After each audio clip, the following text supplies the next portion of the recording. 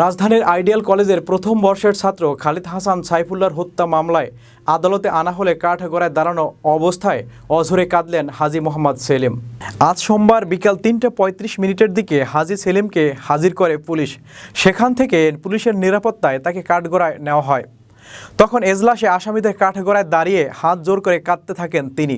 লালবাগ থানার আইডিয়াল কলেজের ছাত্র খালিদ হাসান সাইফুল্লাহ হত্যা মামলায় 10 দিনের রিমান্ড চেয়ে আবেদন করেছিলেন লালবাগ থানার উপপরিদর্শক আক্কাস মিয়া। শুনানি শেষে আদালত তাকে 5 দিনের রিমান্ডে পাঠান। গতকাল রবিবার মধ্যরাতে গোয়েন্দা পুলিশের একটি দল পুরান ঢাকার বংশাল এলাকা থেকে তাকে গ্রেপ্তার করে।